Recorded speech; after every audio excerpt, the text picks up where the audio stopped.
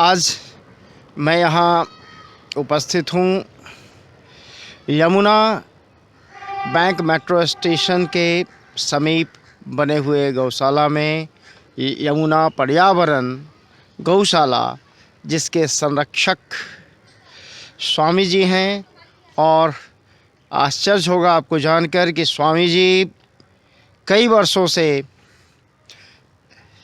निरंतर गायों की सेवा में लगे हैं। और सबसे बड़ी बात यह है कि स्वामी जी आयुर्वेद में डॉक्टर हैं, कई डिग्रियां इनके पास है। चिकित्सा के पेशा में रहते हुए अपने चिकित्सा से जितने भी इन्हें प्राप्त होता है वो सब गायों की सेवा में लगा देते हैं। अब चलते हैं स्वामी जी से,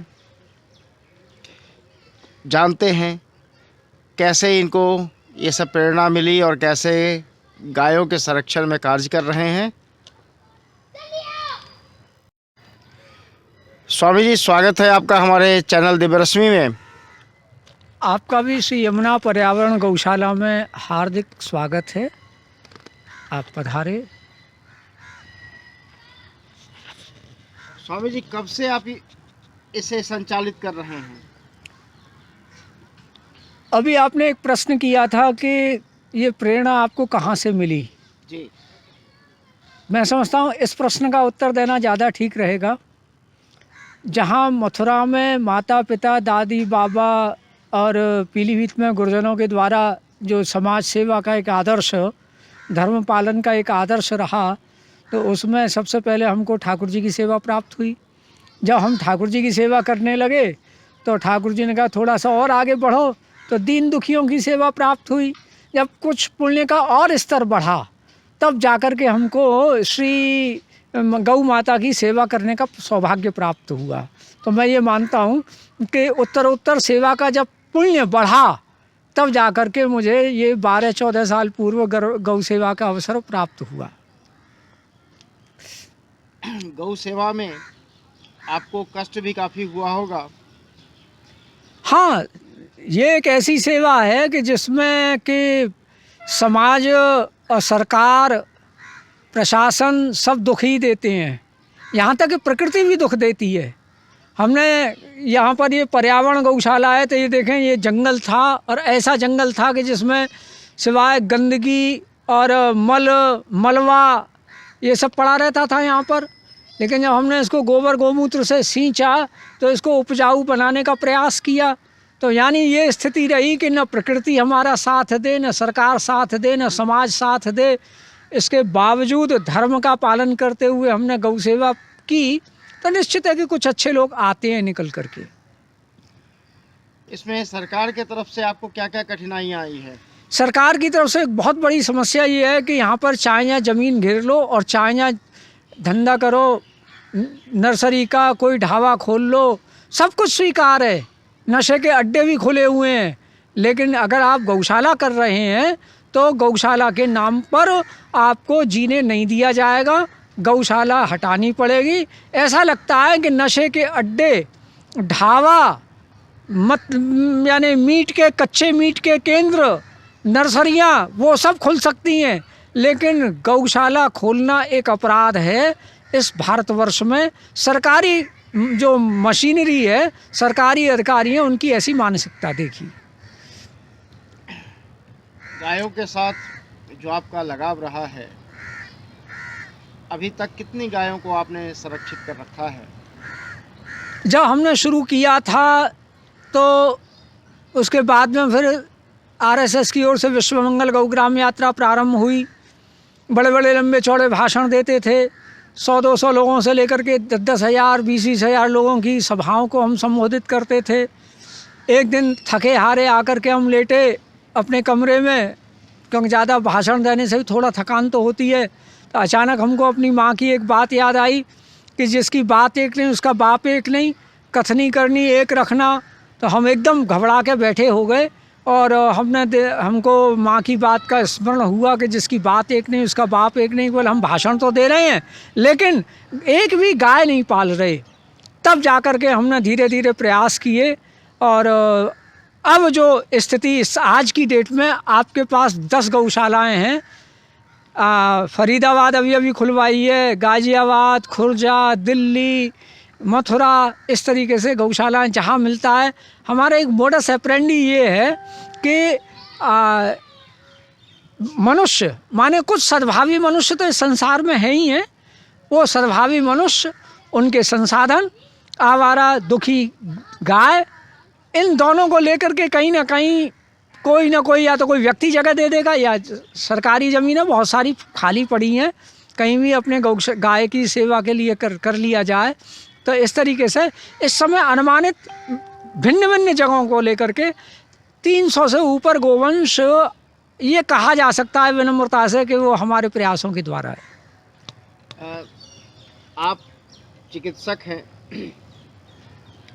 आयुर्वेद के द्वारा लोगों को स्वस्थ करते हैं, तो फिर चिकित्सा से अचानक आप गौ सेवा में कैसे आ गए? मैं चिकित्सक था, चिकित्सक हूँ।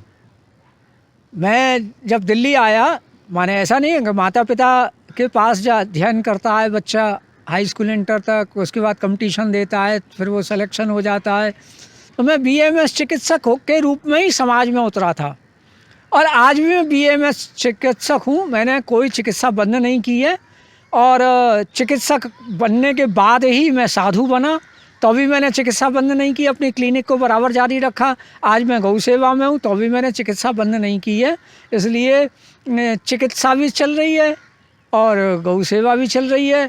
2 जानकारी और देना चाहता हूँ, आयुर्वेद में, संगीत में और साहित्य में शोध भी मेरे द्वारा हो रहा है और कराया जा रहा है। आपका सिद्धांत रहा है कि मैं दान नहीं दक्षिणा लूँगा। नहीं, हाँ, हमारा, मैं ये मानता हूँ ये जो चीज़ें हैं ना, जो दान के मामले में दानजीवी जो बने हुए हैं, तो आपको बताऊं मैं हार्डकोर साधु, मैंने वैसे शायद कोई समझे या ना समझे, मैंने आधा इंग्लिश का शब्द और आधा हिंदी का शब्द कि हार्डकोर साधु, कि मैं ना कहीं जाता हूं ना किसी से मांगता हूं, लेकिन फिर भी ये कहना पड़ेगा समाज में कुछ ऐसे अच्छे लोग हैं जो कि ध्यान रखते हैं। प्रारंभ में तो होता ही है कि एक परीक्षा की घड़ी होती है कि अकेले खड़े हैं, अभाव भी है, लेकिन ऐसा नहीं है, समाज ने ध्यान दिया। हाँ, मुझे दान, भीख, इन सब चीज़ से चिढ़ है आज भी। तो ये जरा हमारे दर्शकों को क्लियर कर दें, क्या फ़र्क है दान और दक्षिणा में? दान वो जो कि बगैर कुछ किए हमको मिले या मांगा जाए कि आप हमको ये दे दो, ये तो हुआ दान। और दक्षिणा का अर्थ होता है कि हम कुछ कार्य करें। जैसे मान लो मैं किसी के यहाँ मैंने कर्मकांड कराया, हालांकि मैं नहीं कराता हूँ, और कराया भी मैंने किसी ज़माने में, तो मैंने 1 पैसा नहीं लिया, ये रिकॉर्ड है मेरा।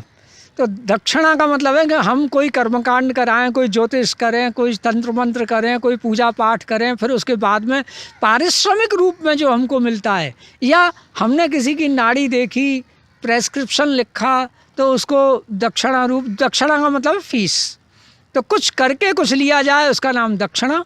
और जो हम कुछ नहीं कर रहे, केवल या तो हमने प्रभावित कर दिया, उससे जो हमको राशि मिली वो दान कहलाती है। तो आप इतना करने के बाद भी दान लेने के इच्छुक नहीं हैं, और ये पॉलिटिशियन जो कुछ नहीं करते और केवल दान पे ही जीवित हैं, इसके बारे में कुछ कहेंगे? बात इसी कि एक युग हमारे यहाँ दान का कलयुग में है, ये न के न विधि कीने दान करे कल्याण। तो दान, लेकिन दान की एक विशेषता भी है कि अयोध्या में देखें रामचरितमानस में बालकांड में कि जिन ब्राह्मणों ने राजा दशरथ जी से दान लिया, वो में भी कुछ रखा नहीं, दान कर दिया आगे। यहाँ अब एक कुप्रवृत्ति आ गई कि हर व्यक्ति, पहले एक आक्षेप लगता था ब्राह्मणों पर कि साहब ये ब्राह्मण ऐसा करते हैं, लेकिन अब तो मैं समझता हूँ हर जाति में ऐसे लोग हैं जो दान पर जीवित हैं। दान पर, यहाँ तक कि मंदिरों में समितियाँ बन गई हैं जिनमें कि बड़े बड़े धनपति मौजूद हैं, वो भी समिति के नाम पर जो दान राशि आ रही है वो सबका हड़प करके क्या कर रहे हैं, वो मैं कहना ठीक नहीं मानता। मंदिरों पे, गौशाला पे जितना संकट 1947 के बाद के सरकारों ने दिया, उतना शायद मुसलमानों और अंग्रेज़ों ने भी नहीं दिया था। कैसा इसको आप देखते हैं? आपने बिल्कुल सत्य कहा। भीषण संघर्ष रहा है मुसलमानों के टाइम भी, यहाँ तक कि 30,000 मंदिर टूटे। अंग्रेज़ों के समय में भीषण संघर्ष रहा, लेकिन जो दुर्दशा है मंदिरों की और हिंदू समाज की स्वतंत्र भारत में, तथाकथित स्वतंत्र भारत में जो दुर्दशा रही है, वो दुर्दशा ऐसी अंग्रेज़ों के समय और मुसलमानों के समय में भी नहीं थी, ये कहना पड़ेगा। और ये बहुत ही दुर्भाग्य का विषय है कि हमारी सरकार होते हुए, तथाकथित हमारी सरकारें होते हुए, स्वतंत्र भारत की सरकार होते हुए भी मंदिरों के धन का दुरुपयोग अपराधों को पालने में, अपराधियों को पालने में, धर्मनिरपेक्षता के नाम पर दूसरे धर्मों के अपराधियों को पालने में किया गया। इससे ज़्यादा विडंबना और क्या हो सकती है इस तथाकथित स्वतंत्र भारत की। मंदिरों पर टैक्स लिया जाता है और मस्जिदों और चर्च को खैरात बांटी जाती है, क्या ये उचित है? एक बड़ी विचित्र बात है। मैंने अभी सांकेतिक तो मैंने कह ही दिया था कि जहाँ पर जिहादी पैदा किए जा रहे हों, जहाँ पर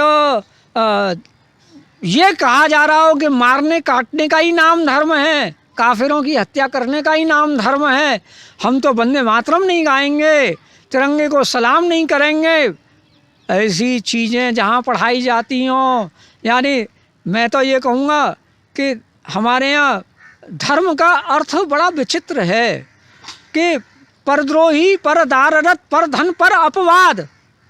परद्रोही जो दूसरों की जड़ खोदता हो, हानि देता हो, परद्रोही, परदाररत दूसरे की बहन बेटी को उठाता हो, परधन, पर अपवाद दूसरे के धन को छीनने वाला, ये जो है महापापी माने गए हैं। और वहीं धर्म के नाम पर एक ऐसा वर्ग है जो यही 3 काम सिखाता है कि दूसरे की बहन बेटियों को उठाओ, दूसरों के धनों को छीनो और उनको मंदिरों के धन को दे लेकर के और फिर उन मस्जिदों में, उन मदरसों को एड्स दी जाती है। इससे ज़्यादा दुर्भाग्य और मूर्खता की पराकाष्ठा क्या हो सकती है। ये आत्मघाती निर्णय, जैसा 1947 में भारत विभाजन के समय आत्मघाती निर्णय लिया गया तथाकथित महात्मा और तथाकथित चाचा के द्वारा, वही पुनरावृत्ति, वही इतिहास आज तक चला आ रहा है। सरकारें किसी की भी हो, परिस्थितियां नहीं बदलती, ऐसा आप कह सकते हैं ना? हाँ, बात तो ठीक है। अभी तक यही हुआ है कि सरकारें किसी की भी रही हों, लेकिन परिस्थितियाँ वही हैं। लेकिन अब ये कहना पड़ेगा कि शायद भगवान महाकाल अपना रूप दिखा रहे हैं और धीरे धीरे करके चीज़ें समाज के भी समझ में आ रही हैं। जब समाज समझता है तो सरकारें भी समझती हैं, लेकिन स्थिति अभी लगभग वैसी ही है। परिवर्तन की बहुत आवश्यकता है। परिवर्तन क्या, सुधार की आवश्यकता है, जिसके बगैर अगर नहीं रहा तो ये छोटा सा हमको भारतवर्ष 1947 में मिला है, इसके भी खंड खंड होकर के चटकने के लिए तैयार रखा हुआ है। भारतीय शिक्षा पद्धति और भारतीय चिकित्सा पद्धति को समाप्त कर विदेशियों के द्वारा घटिया शिक्षा हम लोगों को परोसा गया, क्या ये हिंदू धर्म को समाप्त करने की साजिश नहीं है? देखिए, हिंदू धर्म से की तो बात है ही है, लेकिन उससे भी ज़्यादा जो भारत है ना, उस भारत की बर्बादी की इबारत लिख रहे हैं ये लोग। भारत की बर्बादी आप देखें ना, JNU जैसी संस्था में भारत तेरे टुकड़े होंगे इंशाअल्लाह इंशाअल्लाह के नारे लगते हैं, वहीं हमारा राजनेता जाके खड़ा हो जाता है। अभी वो भारत जोड़ो आंदोलन चल रहा है, यात्रा चल रही है, वहाँ भी पाकिस्तान जिंदाबाद के नारे लग रहे हैं। तो ये जो दुर्गति है ना, ये देश की तो हो ही रही है, लेकिन भगवान भी दंड खूब देते हैं। आप देख लें, वो परिवार भी सुखी नहीं है, वो राजनेता भी सुखी नहीं है, वो अभिनेता भी सुखी नहीं है। जो ड्रग सेवन कर रहे हैं, परिवार में क्लेश बने हुए हैं, परिवारों में तलाक बना हुआ है, ये सब आधुनिक शिक्षा पद्धति का दुष्परिणाम है। हम लोग एक तरफ बात करते थे सर्वे भवन्तु सुखिना सर्वे सन्तु निरामया, और आज भारत में चल रही है कि सिर्फ एक ही कौम सुखी हो, बाकी सबका विनाश हो। तो क्या हम हिंदुओं को भी धर्म हिंसा तथैव च का पाठ नहीं पढ़ना चाहिए? अहिंसा परमो धर्म, धर्म हिंसा तथैव च। सुर और असुर दो शब्द हैं हमारे यहाँ पर। सुर माने राक्षस और उसमें अलगा, वो सुर माने देवता और अलगा दो असुर तो राक्षस हो गए।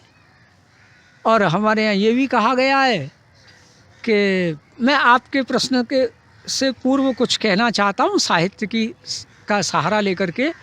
हमारे यहाँ व्रत का बहुत विधान है, हम व्रत करें, उपवास जिसको बोलते हैं।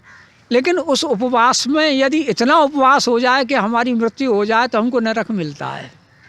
उपवास करने से पुण्य की प्राप्ति, धर्म की प्राप्ति, उन्नति, मनोकामना पूर्ति, सुख प्राप्ति होती है। लेकिन वही उपवास जब ज़्यादा मात्रा में कर दिया जाए और मृत्यु हो जाए तो उसमें आत्महत्या का पाप लग करके जीव को नरक प्राप्ति होती है।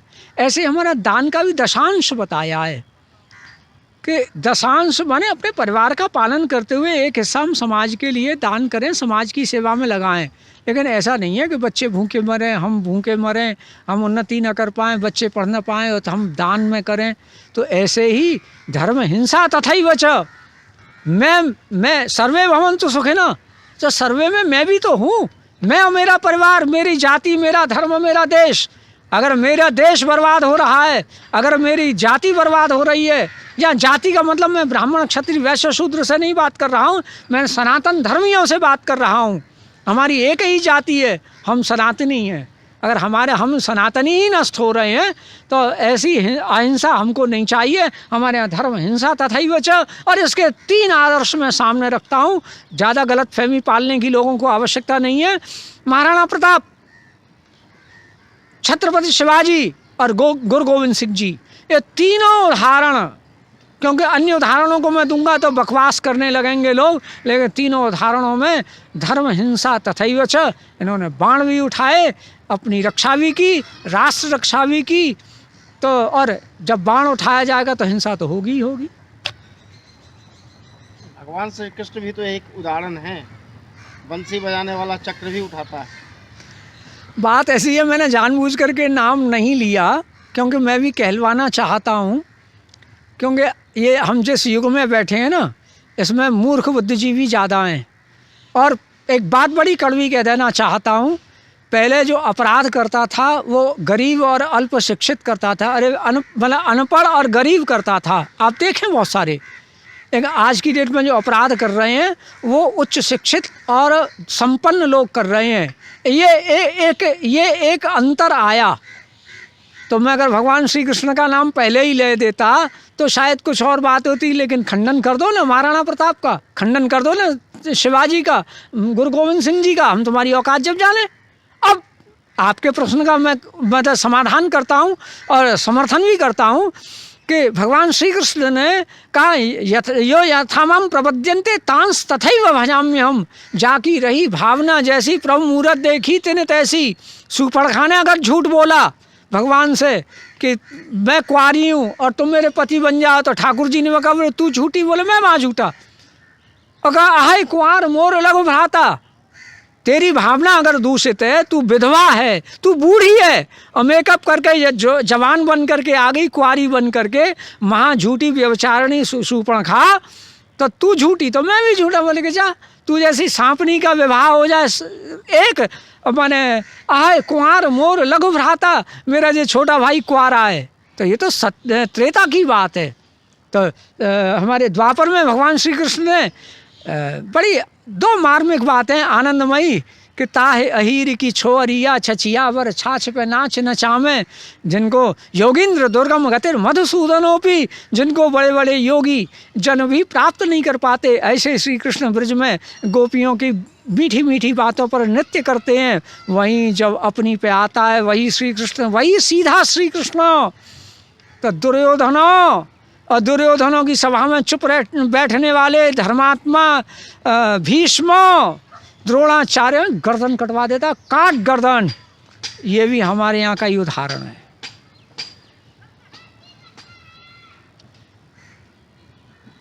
आपने बहुत ही सुंदर उदाहरण दिए और वर्तमान समय में नेताओं के चरित्र पे कुछ कहेंगे? हाँ, निश्चित है। अग्रे नयति इति नेता, जो हमको आगे ले जाए उसका नाम नेता। और जब जो अपने शब्द की व्युत्पत्ति पर खरा न उतरे वो काय का नेता। जहाँ भ्रष्टाचार होता हो, जहाँ व्यभिचार होता हो, जहाँ पर अनाचार दुराचार होता हो। मैं तो एक और बात कहूँगा थोड़ा आपके प्रश्न में आगे बढ़ कर के, कि आज की जुडिशरी जो है अपने कर्तव्य का पालन कर रही है। सुप्रीम कोर्ट बहुत दूध का धुला है, ये हाई कोर्ट बहुत दूध के धुले हैं, नीचे की जो न्यायालय बैठे हैं ये सब बड़े दूध के धुले हैं। आप अगर हम नहीं पढ़ना चाहते प्रपंच में, क्योंकि हमारे पास कोई ऐसी एजेंसी नहीं है, अगर इनके स्टिंग ऑपरेशन करके देख लीजिए ना, सारी जुडिशरी बर्बाद हुई पड़ी है और देश में कोई न्याय नहीं हो रहा है, केवल निर्णय हो रहे हैं। न्याय के नाम की तो चीज़ है ही नहीं।